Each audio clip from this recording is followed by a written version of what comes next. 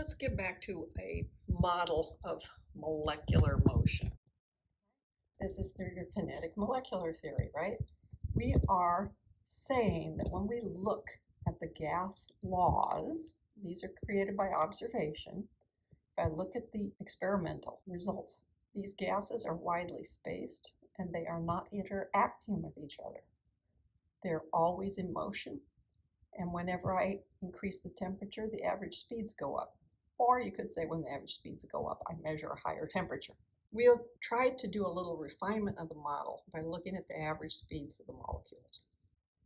And we find that we can come up with a nice distribution telling us about, if I'm interested in any particular speed, how many molecules or atoms are going faster than that or slower than that. It all depends on what I'm trying to analyze. But what it really does is it comes back full circle to where we started in the chapter. And we're back to diffusion and effusion. And we can see that the average speeds of the gas molecules end up being related to the molar mass and the temperature. That, again, makes sense. Now, you can always tell when a skunk has gone off because of diffusion. Those molecules are spreading in a series of, everything's random. Which way is it going? You don't know. This first panel looks like all the red spheres were on the left and the blue ones were on the right, and then they gradually end up changing places and they're mixed, all mixed together. So this is diffusion. Diffusion is the one where you're going through the tiny hole. If you're going to go through the hole, you got to hit it, right? So the more often that you hit it or near it, the more likely you are to go through it, right? So you increase the temperature, you increase the speed, you get to hit the sides more often, and you might manage to hit the hole. This was a Scotsman who did this. So this rate of effusion, K divided by the square root of the molar mass, some constant. And a lot of times what we're really wondering about is comparing between two gases. Rate of effusion for A and B depends on the molar masses of A and B, because they're all mixed together, so they all have the same temperature, so they all have the same kinetic energy.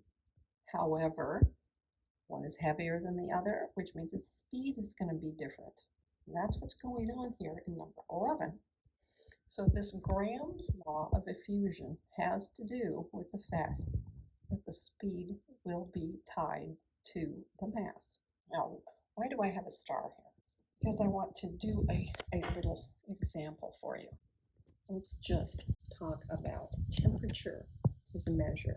It's a measure of kinetic energy.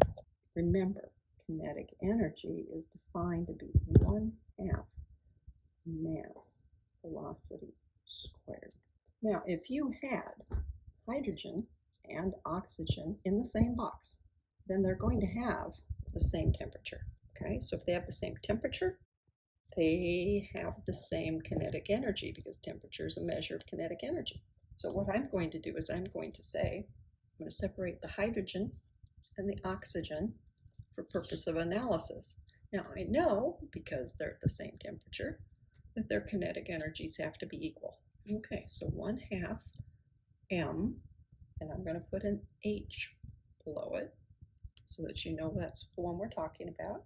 And the velocity of the hydrogen squared has to equal 1/2 oxygen molecule velocity of oxygen squared.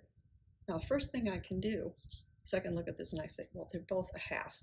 I will just cancel that out. And now I'm going to get all the velocities on one side and the masses on the other side. So velocity of hydrogen divided by velocity of oxygen. And they're both squared, right? Now let's put the masses on the other side. Mass oxygen over mass hydrogen. Now I really want to compare the velocities.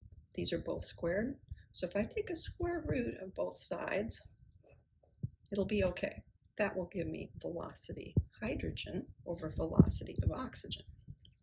It's going to be equal to the square root of these masses. This time you see the oxygen's on top, the hydrogen's on the bottom. So if I want to look at this particular combination, you know what? I know what these masses are.